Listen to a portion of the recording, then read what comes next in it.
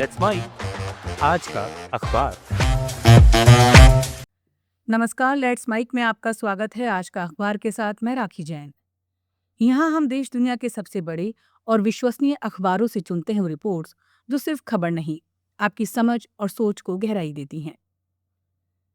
The New York times से प्रकाशित लेख what traffic girls think of Jeffrey Epstein and his pals ये समझाने की कोशिश करता है कि दुनिया भले ही जेफरी एप्स्टीन और उसके प्रभावशाली दोस्तों पर हो रहे खुलासों में उलझी हो, लेकिन असली कहानी उन लड़कियों की है जो सेक्स ट्रैफिकिंग का शिकार होती हैं और जिनकी जिंदगी में इस चर्चा से बहुत कम बदलाव आता है। लेख बताता है कि national centre for missing and exploited children को हर साल हजारों शिकायतें मिलती हैं और विशेषज्ञ मानते हैं कि असली संख्या इससे कहीं ज्यादा है। यानी ये समस्या किसी एक बड़े अपराधी की नहीं, बल्कि हर शहर और हर समुदाय में फैली हुई सामाजिक हकीकत है। लेख उन सर्वाइवर्स की आवाज सामने लाता है जो कहती हैं कि एप्स्टीन मामले में ध्यान तो बढ़ा, लेकिन फोकस अपराधियों की सनसनीखेज कहानी पर रहा, पीड़ितों की मुश्किलों पर नहीं।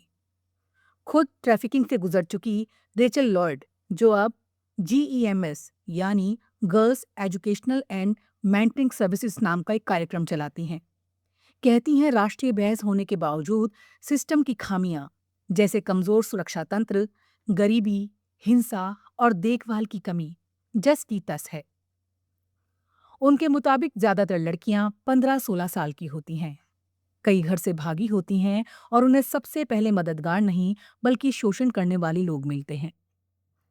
लेकिन एक और सर्वाइवर टिफनी सिम्पसन की कहानी के जरिए समझाता है कि समाज अक्सर इन लड़कियों को गलत नजर से देखता है, जैसे ये उनका चुनाव हो, जबकि सच ये है कि वो हिंसा, गरीबी और टूटे परिवारों से भागकर शोषण के जाल में फंस जाती हैं।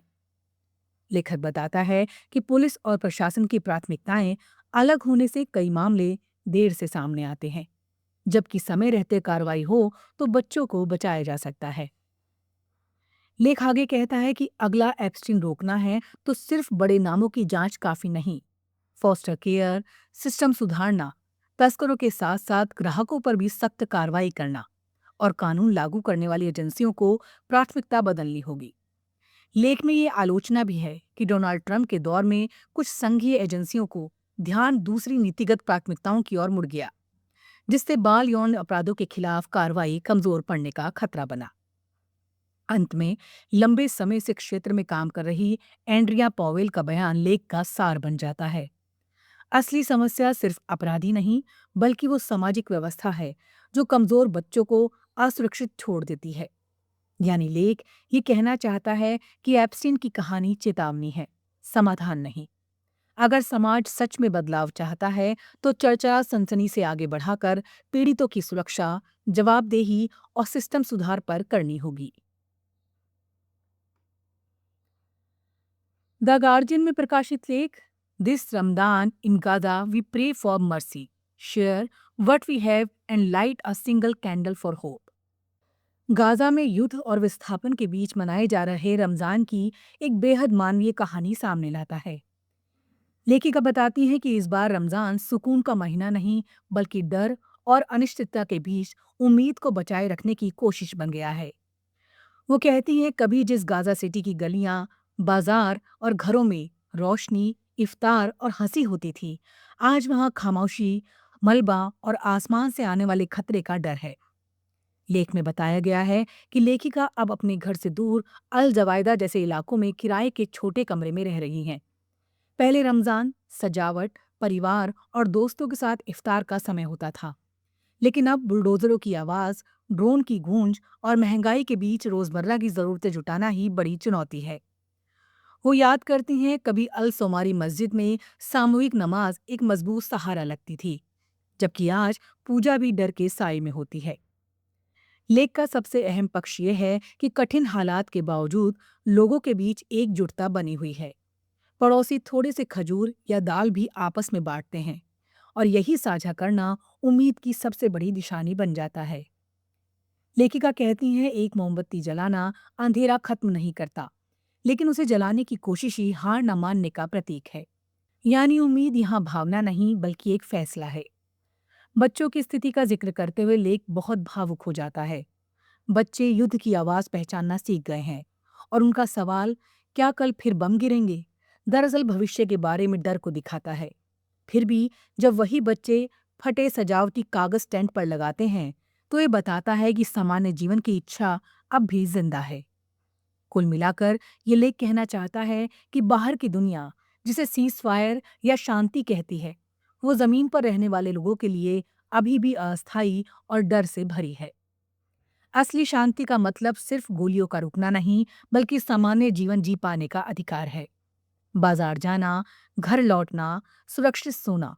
लेखिका के मुताबिक गाजा का ये रमजान दुख और कमी के बीच भी इंसानी जज्बे की कहानी है, जहां लोग रोजा रखते हैं, दुआ करते हैं और मलबे के बीच भी उम्मीद बुनते रहते हैं। अल जजीरा में प्रकाशित लेख far right anti Islam March sparks counter protest in Manchester. इसमें ब्रिटेन के शहर मैनचेस्टर में हुए एक बड़े टकराव का चित्र खींचा गया है, जहां दक्षिणपंथी एंटी इस्लाम मार्च और उसके जवाब में बड़ी संख्या में जुटे एंटी फासिस्ट प्रदर्शनकारियों के बीच तनावपूर्ण माहौल बन गया। एक बताता है ये मार्च कट्टर दक्षिणपंथी संगठन ब्रिटेन फर्स्ट ने आयोजित किया, जो बड़े पैमाने पर निर्वासन और मुस्लिम विरोधी नीतियों की वकालत करता है। मार्च में प्रवासियों और मुस्लिम समुदाय के खिलाफ नारे लगे और ब्रिटिश प्रधानमंत्री केयर स्टामर पर भी तंज कसे गए, जिससे माहौल और गर्म हो गया। लेख के मुताबिक इस मार्च के जवाब में बड़ी संख्या में छात्र, सामाजिक कार्यकर्ता और आम लोग सड़कों पर उतरे, जिन्होंने नस्लवाद और फासीवाद के खिलाफ आवाज उठाई। कई प्रदर्शनकारियों ने कहा उन्हें लग रहा है कि ब्रिटेन में नस्लवाद का माहौल फिर से बढ़ रहा है। खासकर प्रवासी पृष्ठभूमि वाले परिवार खुद को पहले से ज्यादा असुरक्षित महसूस कर रहे हैं। रिपोर्ट ये भी दिखाती है कि दोनों पक्षों के आमने सामने आने पर नारेबाजी, धक्का मुक्की और पुलिस की भारी मौजूदगी के बीच स्थिति कई बार तनावपूर्ण हो गई। मार्च का नेतृत्व दक्षिणपंथी कार्यकर्ता पॉल ब्लोडिंग कर रहे थे। जैसे ही जुलूस शहर के केंद्र में पहुंचा, कुछ जगहों पर झड़प जैसी स्थिति बनी और पुलिस को प्रदर्शनकारियों को अलग करना पड़ा। दूसरी ओर काउंटर प्रोटेस्ट में शामिल लोगों ने सवाल उठाया कि ऐसे संगठनों को सड़कों पर मार्च की अनुमति क्यों दी जाती है, जबकि पुलिस का कहना था कि विरोधी समूहों, अन्य रैलियों और बड़े खेल आयोजनों के कारण सुरक्षा प्रबंधन बेहद चुनौतीपूर्ण था। कुल मिलाकर लेख ये दिखाना चाहता है कि ब्रिटेन समेत पश्चिमी देशों में प्रवासन, पहचान और इस्लाम को लेकर बहस अब सड़कों तक पहुंच चुकी है। दक्षिणपंथी राजनीति के उभार के साथ समाज में ध्रुवीकरण बढ़ रहा है और हर ऐसे मार्च के साथ उसके खिलाफ प्रतिरोध भी खड़ा हो रहा है। यानी ये सिर्फ एक शहर का प्रदर्शन नहीं, बल्कि उस व्यापक संघर्ष की झलक है जहां राष्ट्रवाद, प्रवासन और बहुसांस्कृतिक समाज की दिशा को लेकर टकराव लगातार तेज होता जा रहा है। आज का अखबार में फिलहाल इतना ही। देखते रहिए, सुनते रहिए लेट्स माइक। नमस्कार। आप सुन रहे थे let's mic modern radio. Follow कीजिए हमें हमारे सोशल मीडिया प्लेटफॉर्म्स पर। It's time for news. It's time for Modern Radio. Presenting the first radio news app, Let's Mic.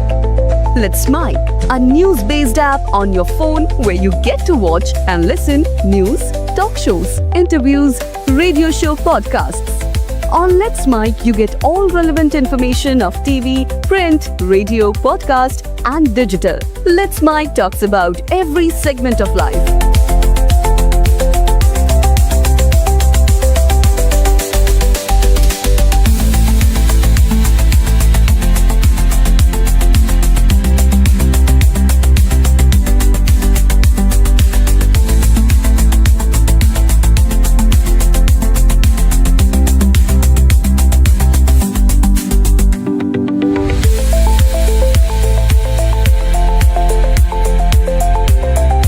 Download the app now from Play Store. Available both on Android and iOS mobile phones. Follow us on YouTube, Instagram, Twitter, LinkedIn, Facebook, Telegram, WhatsApp, Snapchat. Let's talk, let's connect, and let's mic.